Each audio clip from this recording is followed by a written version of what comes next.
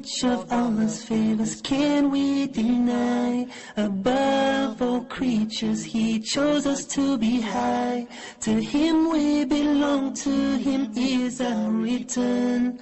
Life in this world is only a sojourn. To the angels He commanded that man be respected. Shaitan heeded not, and so was he rejected. Compared to the angels, we are but clay. As long as Allah we obey, we'll not go. Bismillah ar-Rahman ar-Rahim. Assalamu alaikum wa rahmatullahi wa barakatuh. Welcome to our show Islamic Law Today. And as usual, I would like to welcome Professor Muhammad Naem Asaee. Thank you for being with us. Professor Muhammad Naem Asaee is a permanent member in the Fatwa Committee in North America, and he is a professor in several American universities in America. Professor Muhammad, in the previous episode, we were talking about the moon sighting and, you know, the disputes between some Muslims. Sometimes in the same household, you find members are fasting Ramadan. They start Ramadan in one day, and others start Ramadan in a different day. According to their point of view, some of them wants to follow Saudi Arabia, for example. Some of them wants to follow the country that they are living in, and so on.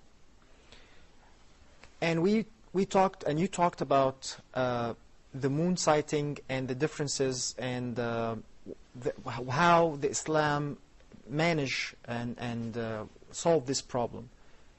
Let me ask you, if I want, for example, as a regular person, a regular Muslim, somewhere in this earth, wants to have a moon sight to catch when exactly Ramadan or the beginning of any month, how I can watch or look for the moon or the crescent, when, how it will look like, when is the best time to, how to see it, what kind of devices that I needed. Yes. Bismillah ar-Rahman ar-Rahim. Alhamdulillah Rabbil Alameen. Wa sallallahu ala Sayyidina Muhammad wa ala alihi wa sahbihi ajma'in. اللهم يا ربنا لك الحمد كما ينبغي لجلال وجهك وعظيم سلطانك سبحانك لا نحصي ثناء عليك أنت كما أثنيت على نفسك. اللهم إنا نحمدك حمدا يوافي نعمك ويدفع نقمك ويكافئ مزيدك.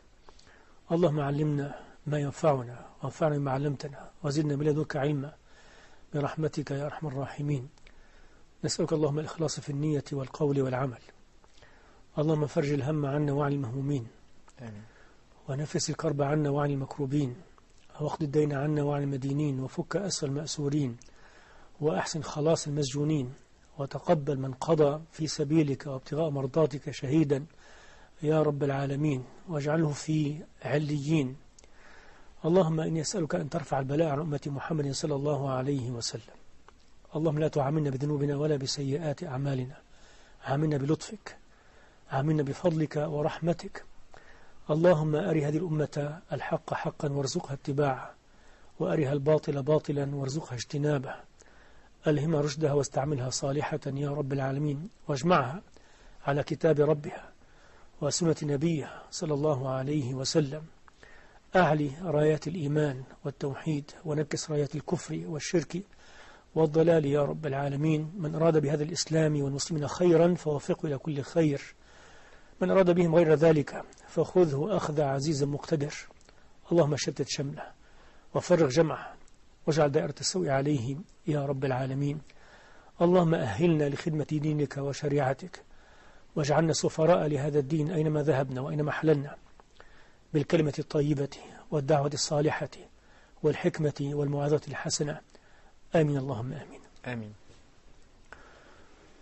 The issue of the moon sighting is still taking a big room and big place in a Muslim mind every year, as we said in the other episode.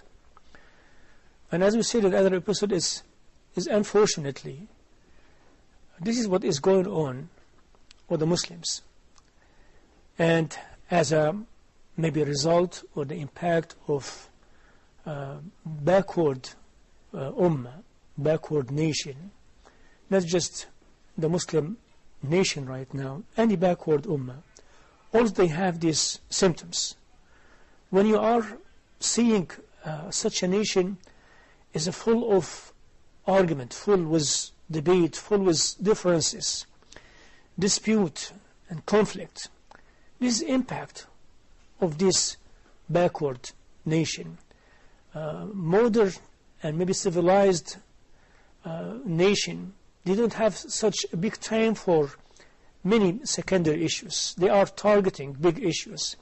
They are leaving big room for secondary issues, but they are dealing with it with the status they deserve.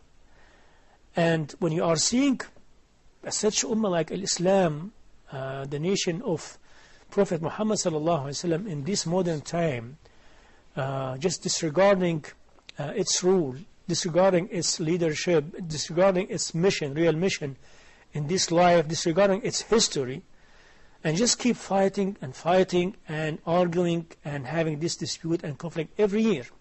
And instead of making Ramadan, the month of Ramadan, the holy month of Ramadan, as an opportunity to get closer to Allah subhanahu wa ta'ala, to strengthen our relationship with each other, we are doing the opposite. And is it not the time to remember our big and noble generation on the time of the Prophet sallallahu alaihi wasallam, how they were dealing with this issue, and after the Prophet passed away sallallahu alaihi wasallam, how the other generation they have dealt with this issue. They were going from place to other place, from country to other country, from peninsula to other peninsula, to open the road, open the gate for mankind to be introduced to this Islam, used for this high gift from Allah subhanahu wa ta'ala.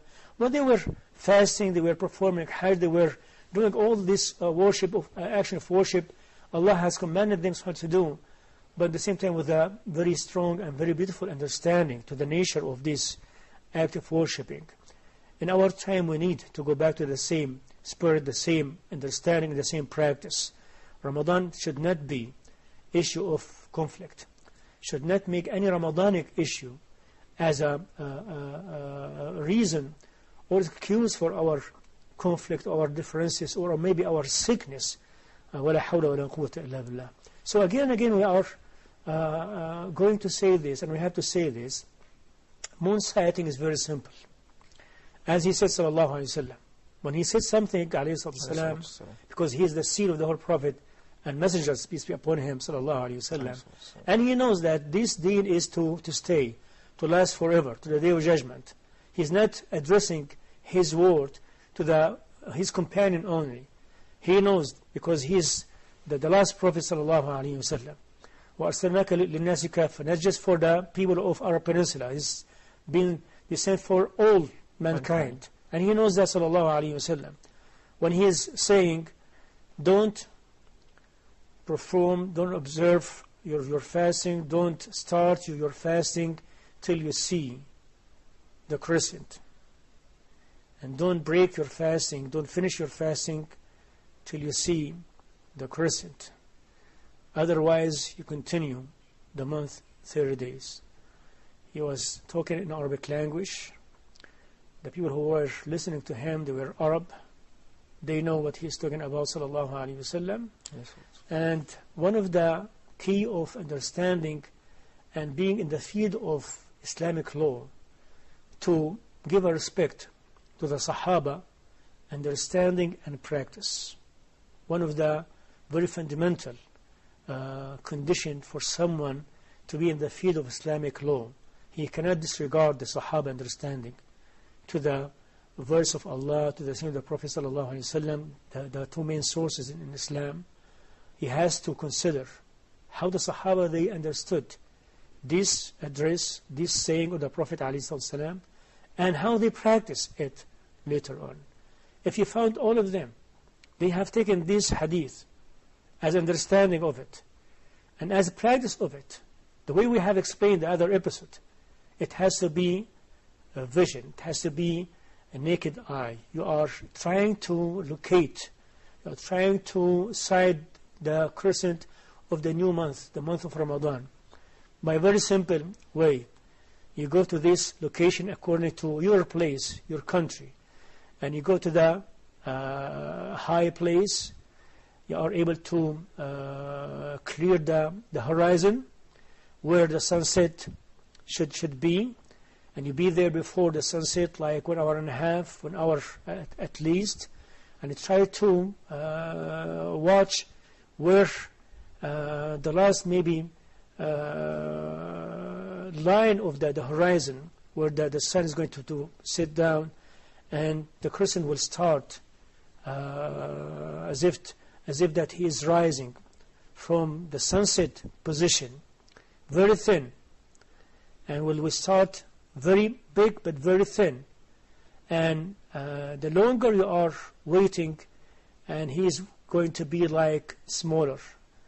The further he goes in the sky, he will go smaller and smaller. So you have to be very specific and very careful when you are sighting the moon. Did anyone see it? Of course. Hundreds, thousands, hundreds of thousands, they have seen the crescent of Ramadan. 14th century ago, the crescent of Ramadan was being sighted by hundreds and thousands and millions of Muslims. I did see it myself. I cannot count how many times in America, in North America. Yes, we have seen this, not just myself. I was with some group. Sometimes with 2 or 3, sometimes with 1 person, but that was seen. So we have seen the crescent of Ramadan. We declare that we swear by God that we have witnessed the moon sighting of Ramadan, and other witness to support what you are saying, and then we declare that tomorrow is the first day of Ramadan. We did go to that place, we did not see the moon. We were not able to see the moon for any reason. And no one, as we said the other episode, to consider the United States of America as one country, or maybe Egypt, or maybe Syria. No one in Syria, no one in Egypt, no one in Libya, no one in Sudan, or maybe Tunisia or Morocco have seen the moon or the crescent of Ramadan. So we told everyone that no one have sighted the moon.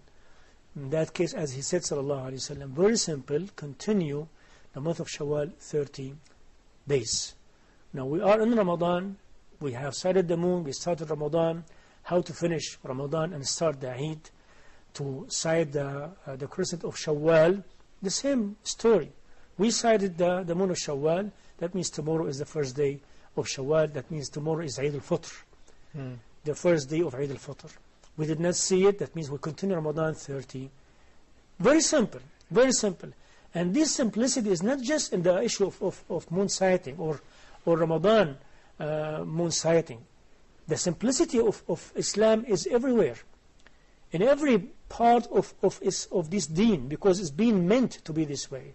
To complicate the issue and to make it very hard, it is not the part of this Islam. Make it very simple. When he made that statement, ﷺ, the first impression you have, he was talking to his followers, his companion, and he's talking to us in this modern time. لا تصوموا حتى تروا الهلال ولا تفطروا حتى تروا الهلال فإن غم عليكم, different narration, that غبي عليكم or غبي عليكم, continue the month 30 days. Don't start your fast till you see the moon. Don't break your fast till you see the moon. Otherwise, continue 30 days. Very simple and very easy to follow.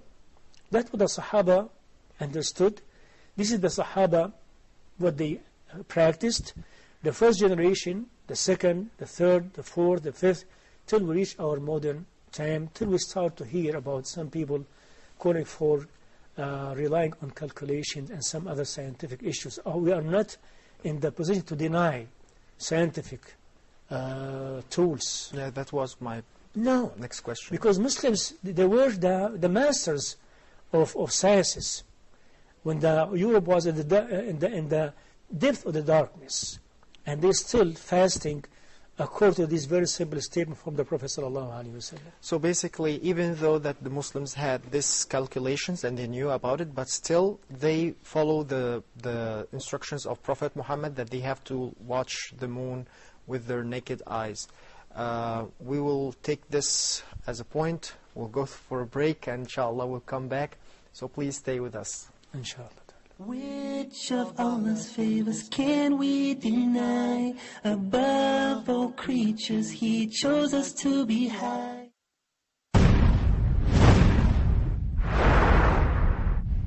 Clear the mist from hot, from Islamic terms, to represent the words of a language using the alphabet of another language. For our purpose, it is representing Arabic words using the Latin or the Roman alphabet. By arkan salah, we mean the integrals of prayer, the essential components of prayer. How many do you think these are? Should a Muslim pay zakah on any amount of money he has? The answer is no. One of the related items to fasting is i'tikaf. Ihram simply means entering the state of sanctity. We started dealing with some fiqhi terms or some terms dealing with fiqh or jurisprudence.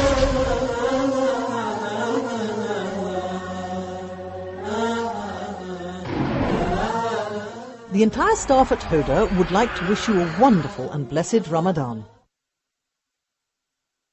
Which of Allah's favors can we deny? Above all creatures, He chose us to be high. Welcome back. Professor Muhammad, before going to the break, you were talking about that even though that the Muslims had the knowledge of calculation to know when exactly it will be the moon sighting and when exactly the crescent will start, but they continuously watch the moon sight with their naked eyes. Now, according to the Islamic point of view, is it permissible, and we spoke about this in the last episode, is it permissible if one country says that we saw the moon, the rest of the countries follow this country, or it has to be different? If you can please briefly to remind our viewers about this point. As we said in the other episode that we have a three school of thought in this issue. First school of thought, or maybe first opinion, if the moon was sighted in one country, every Muslim has to follow this moon sighting. The second opinion, that every country does have its own moon sighting. The third one, closed countries, they fast, they follow one moon sighting, and far countries, they start with their own moon sighting. Now, these three opinions was existing on the time of the Sahaba, radiallahu anhu ardahum. We have the very authentic hadith in Al-Bukhari and other sources when Sayyidah Salma was sending her servant to Sham, and in Ramadan time, and Sayyidina Muawiyah was in Damascus, as he was the capital of the Khilafah at that time, and she was in the Medina Munawwara. He sent him for such a thing to do for her, and he observed Ramadan in Damascus, and he finished his mission, and he came back to Al-Madinah.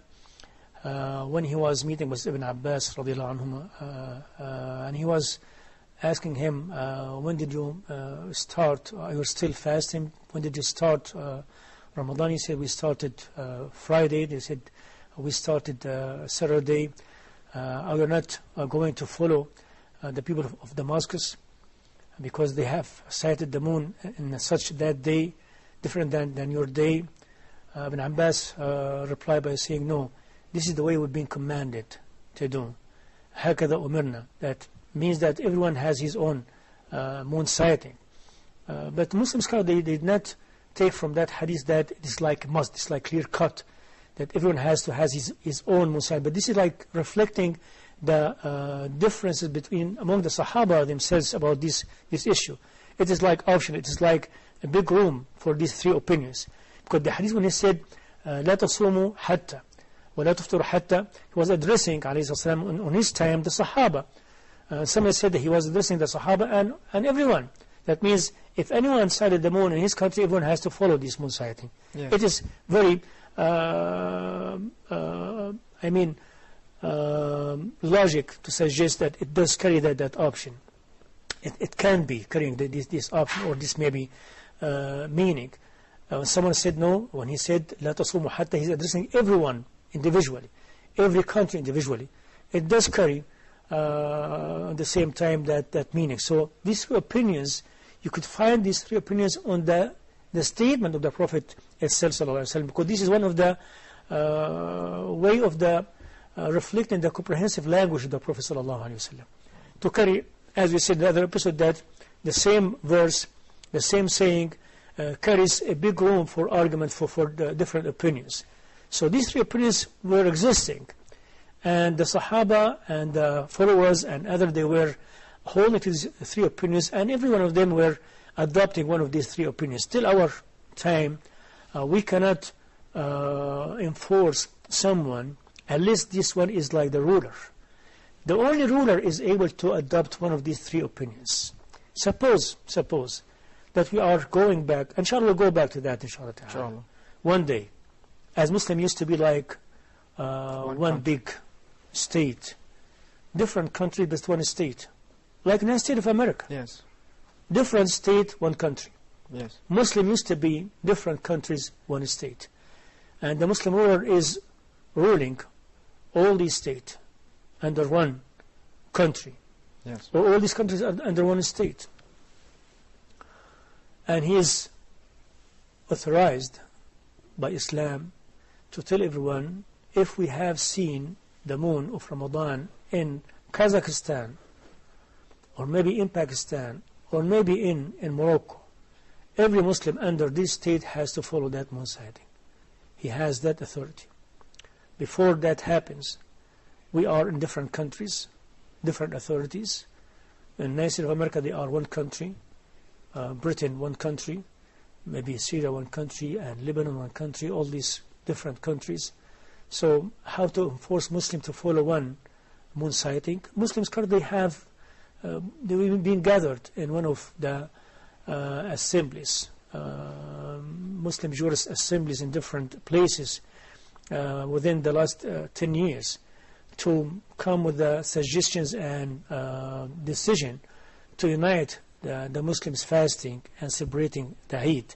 But who is able to enforce this decision of the Muslim scholars, Muslim jurists, to have till you have the Muslim authority, the Muslim ruler?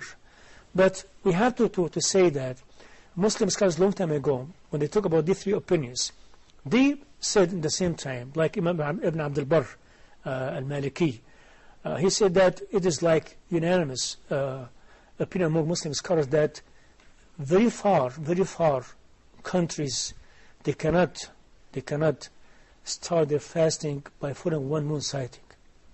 Unless it comes like this way. It happens like they have one moon sighting in one day. But he was talking about if like people in Kazakhstan, they sighted the moon, and people in Morocco did not sight the moon. They did not see the moon. So according to the Ibn Abdul Barr's statement, he said people of Morocco, they cannot follow the moon sighting of Kazakhstan because it's too far. I see. And it's like obviously to say or to suggest that if people in Syria or maybe in Mecca al-Mukarramah, they were sighting the moon, people in America, they have to follow this moon sighting. So that brings us to the issue of, they call it right now, global moon sighting. I see. Global moon sighting. But I don't adopt that opinion. I see. Don't you think that calculations and to calculate when exactly the crescent will start, that might unify the Muslims around the globe? And at the same time, don't you think that when we talk about that each country has its own moon sighting, that's because some people will say that because the 14 centuries ago we didn't have communication, they didn't have telephone that they can tell them by the time that one person will travel to the other city, it will take days. So the communications now solve this problem. So once it's seen in Damascus, then immediately the one in Jordan will know it eventually at the same moment.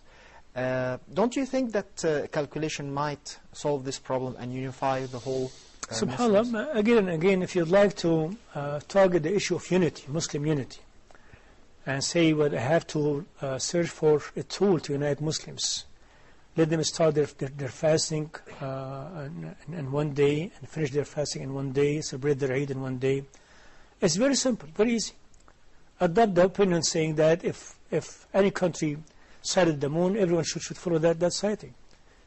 So you don't have to rely on calculations, because that opinion by itself is able to unite Muslims if they have the will, if they have the intention, if they have the authority to that unity. So you are able to find the reason of unity, tool of unity, among these three opinions were included by the Prophet's statement, and these other miraculous,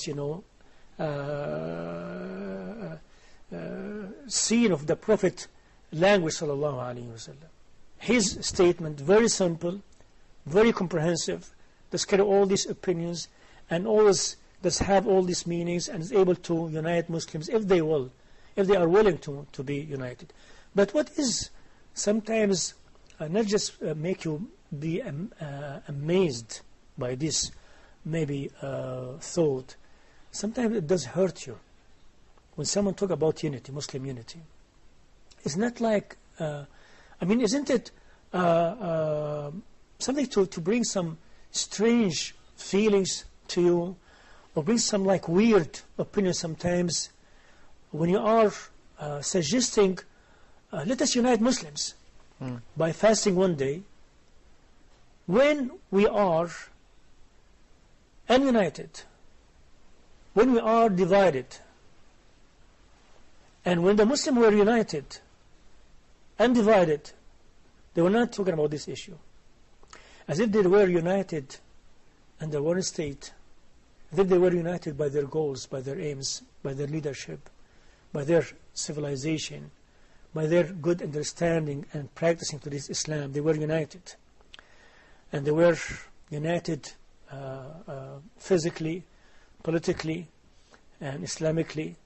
Now when we are really divided, ummah, nation, we are calling for unity through a very little issue of the moon sighting. This is something to bring some kind of big questions. I'm saying and always calling for the Muslim scholars, instead of calling Muslims to be united through the moon sighting, call them to be united under one leadership, under one understanding, under one practice of Islam.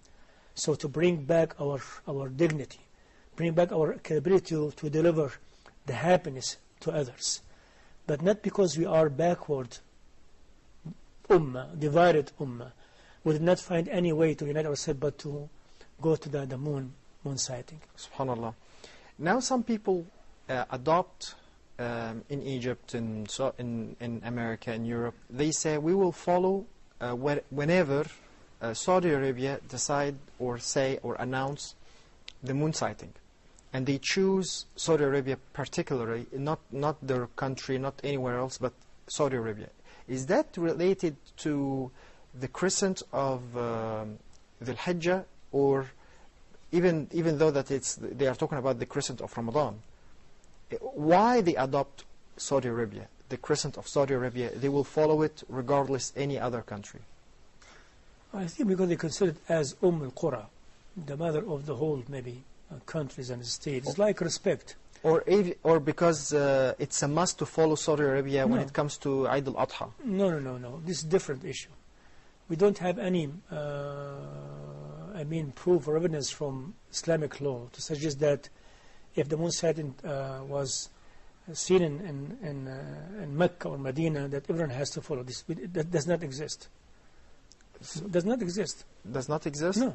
This definitely does not exist. Even though that they say, why then, this is their excuse, why then we have to follow Saudi Arabia when it comes to Eid al-Adha? Good question. Always you bring good questions. Jazakallah khair. Because this is, at the same time, some people are arguing about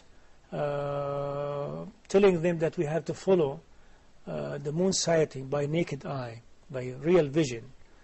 And they bring that question, why you are in Ramadan suggesting that we have to follow the moon sighting by naked eye, and you reject the calculation, and you are enforcing everyone to follow the vision or the moon sighting of people of Mecca in Al-Hajj, in pilgrimage. Yes. Is it that you are manipulating and you have double standard here? Yes. Our answer is very simple, but very strong at the same time. There's big difference between moon or the crescent of Ramadan and the crescent of the Hijjah. Big difference between Ramadan and the pilgrimage. What is the big difference here? Allah subhanahu wa ta'ala commanded us to start fasting Ramadan relying on the moon sighting. As if that the reason from Islamic law point of view, they call it al-illah, the reason of starting your fasting is the moon sighting. Yes. So it is time. It is time. So you are related to the time. Your fasting is connected with the time, or your fasting is conditioned by the time. In Al-Hajj, pilgrimage, Allah commanded us to make Hajj if you are able to make Hajj one time alive. Yes. But Allah subhanahu wa ta'ala make that pilgrimage on that obligatory issue in Islam not related to time only, but related to time and place. Okay. So in Hajj, we cannot make Hajj in Indonesia. Yes. We can fast in Indonesia. We cannot make Hajj in Morocco, yes, in Cordoba. But we can fast in Cordoba.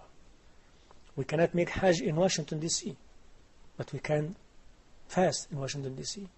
So Ramadan is conditioned by time. The reason of it is time, the moon sighting, yes, how to start the month, the lunar calendar of Muslim, by time. But Hajj is conditioned by time and place. So because every Muslim has to follow the people of Al-Hajj, so we have to follow them in their sighting to the moon of Dhul Hijjah. That's why if they stand on Arafah, the night of Dhul Hijjah, like Friday, everyone in this globe has to share them in that standing on Arafah by fasting the day of Arafah. Yes. They are standing on Arafah in Al-Hajj. We are fasting the day of Arafah everywhere. So fasting again and again. We are able to fast Arafah, the day of Arafah, anywhere. But we are not able to stand on Arafah, but in Arafah. I see. So if they stand on Arafah, the night of the Hijjah on a Friday, or maybe Saturday or Thursday, that means this is the night of the Hijjah. This is Wuquf Arafah. That means next day is the Eid of Al-Adha. That means everyone has to celebrate Al-Adha in the same day that people of Al-Hajj has declared. Because it is a place, it is one place for Al-Hajj, and it is different time, different places for fasting. So this is the big difference between Ramadan and Al-Hajj. And by the way, subhanAllah, we are very disturbed by some people in Europe and some people in the United States of America when they are refusing this fact, refusing this historical fact and Islamic law fact, and they are still insisting that they have to rely on their own moon sighting even in the time of Al-Hajj. So they have their own Eid al-Adha celebration. They have their own Arafah celebration or day of Arafah. And I talk about this issue maybe in that book. Yes. If you just this is the book of Al-Jami'. Yes. I did mention this issue, the issue of Ramadan and the moon sighting. I clarified the issue of the difference between Ramadan and Al-Hajj. And one of the things I said, if he said, alayhi salatu wasalam, that Siyamu Yawmi Arafah, he was insisting, encouraging us to fast the day of Arafah. And we are asking, which day of Arafah, Ya Rasulullah? Which day of Arafah, Ya Rasulullah? The day of Arafah of Pakistan, or the day of Arafah of India, or the day of Arafah of Syria, or maybe Indonesia, or maybe Malaysia, or which day? He said, Yawm Arafah. And he knows that Arafah is Arafah. The place, call it Arafah. This is the place where the people, they are doing the Hajj, performing the Hajj. That means he is telling us, follow the people of Arafah. People of Al-Hajj, inshallah. Inshallah Rabbil Alameen. We will go for a quick break. Inshallah, we'll come back to continue this very important issue about Ramadan. So please stay with us. Which of Allah's favors can we deny? Above all creatures, He chose us to be high. Once we talk about tolerance, we need to have this link between life after death and this life, and how tolerance fits into this equation. First one is equal retribution. The second one would be to suppress your anger. The third one is to clear your heart from any hard feelings. How did the Prophet and his companions celebrate Eid? It seems that it's a hot topic for the media and for some politicians everywhere. In this book, the professor solved the acts of violence on the major religions in the world, includes Islam, Judaism, Christianity, Buddhism, and other religions, and showed that every act of violence has motives behind it. What are some helpful tips for people? A lot of people live in the West, a lot of Muslims live in the West. They deal with Christians a lot. What's the easiest way of talking to Christians about Jesus? Within the framework of being the cleanest religion, the cleanest jurisprudence, and in the meantime, the kindest religion to animals. It's something which is, I think, very rarely needed by the youth, which is staying firm on the truth.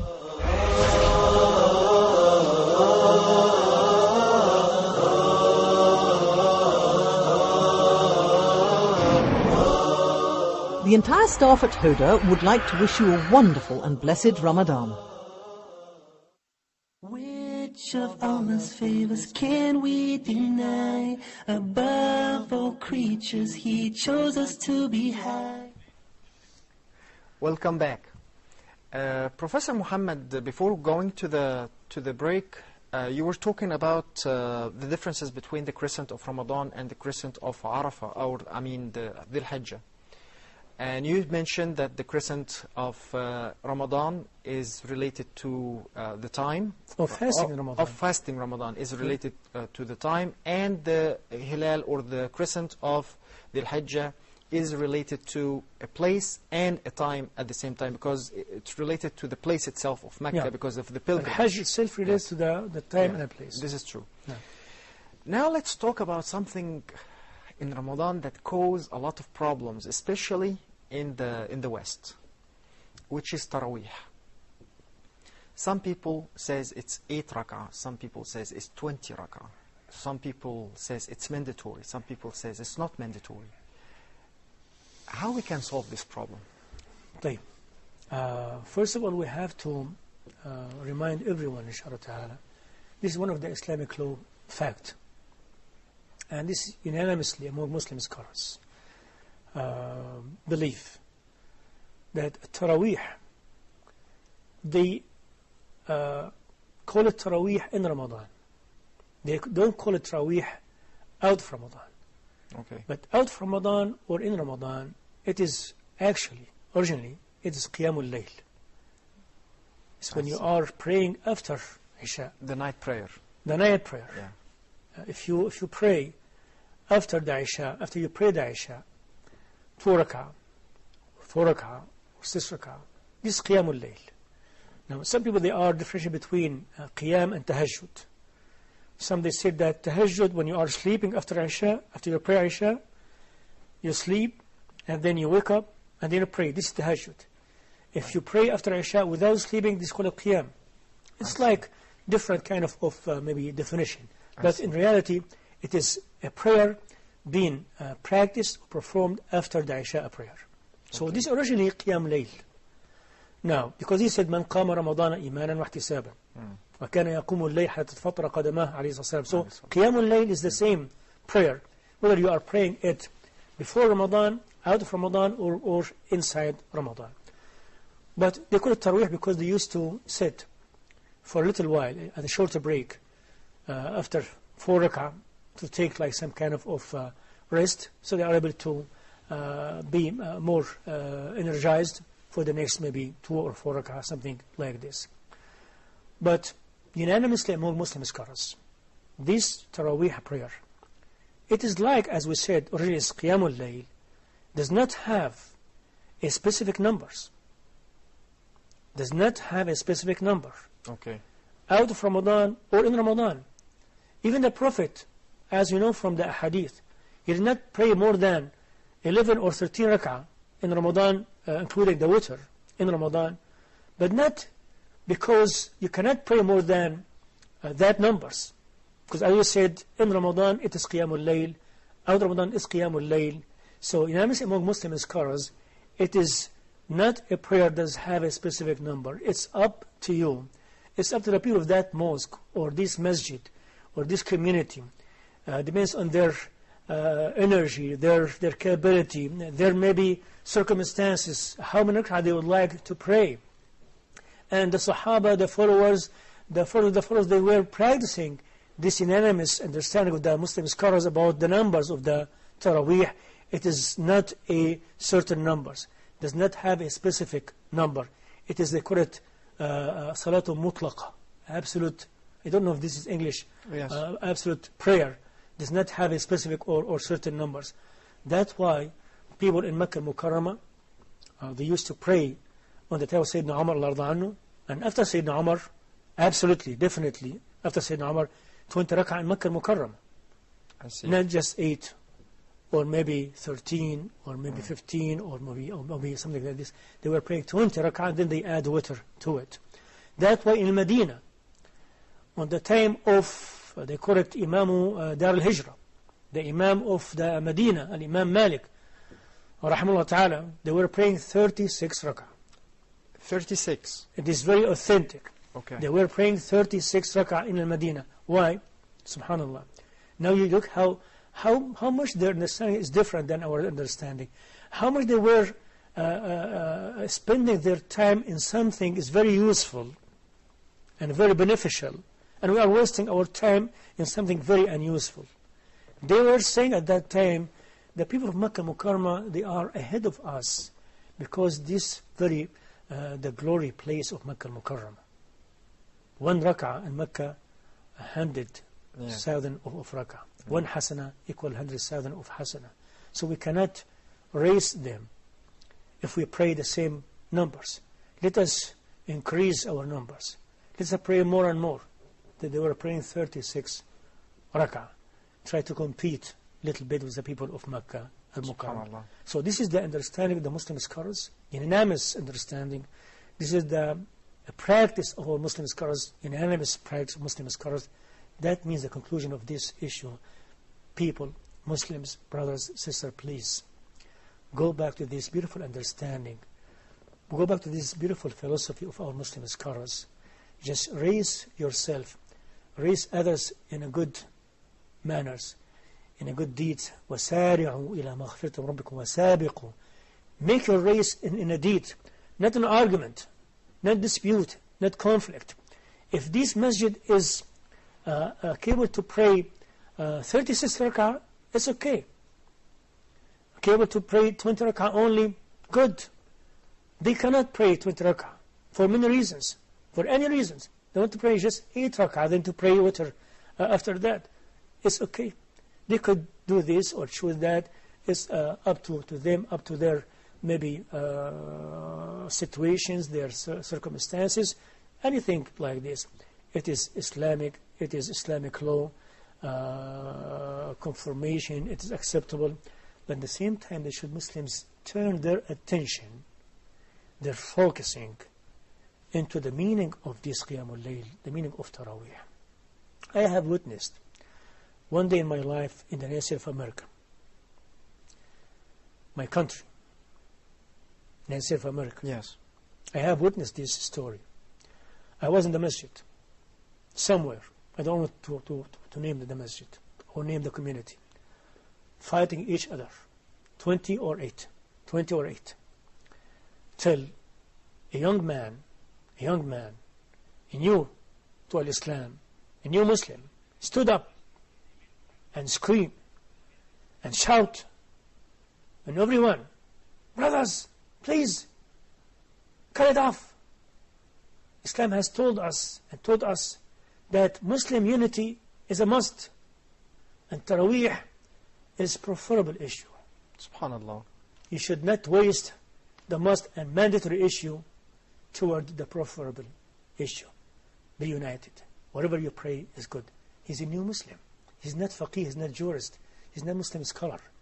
But by the simplicity of his acceptance of Islam, he got the sense of Islam itself, very simple and very easy to follow. And that's what we are called every Muslim, inshallah ta'ala. So it's again and again, it is among Muslim scholars unanimous opinion. It is not, does not have a specific or certain numbers. Whatever number you are able to pray is good and acceptable, inshallah ta'ala. If you'd like to pray 100 rak'ah in Ramadan, go for it. But it has to be noticed here that don't enforce someone to accept your opinion or enforce someone to accept your credibility. Maybe you are able to pray 100 rak'ah. Someone is not able to pray that. So always follow the majority of Muslims in your community, in your mosque. If most of them, they are able to pray 8 rak'ah, pray 8 rak'ah. I pray 8 rak'ah. In many places when I go and visit, sometimes I pray 20 rak'ah. It depends on the people, how they accept this, how they are able to adopt this one or the other one. I see. Unfortunately, that's all the time that we have for this episode. I would like to remind our viewers that they can communicate with us via email, islamiclawtoday@huda.tv. Inshallah, we will answer your questions later on. I would like to thank Professor Muhammad Naem Asaee for his knowledge. And inshallah, we will back very soon, inshallah. Inshallah, till we meet again, astaudakumullah, assalamu alaikum wa rahmatullahi wa barakatuh. Which of Allah's favors can we deny? Above all creatures, He chose us to be high. To Him we belong, to Him is our return. Life in this world is only a sojourn. To the angels He commanded that man be respected. Shaitan heeded not, and so was he rejected. Compared to the angels, we are but clay. As long as Allah we obey, we'll not go astray. As the best of His creation, only us did He deem. This for us is honor, this high esteem. His qudrat it is that cause winds to blow. He gives us provision so that we may grow.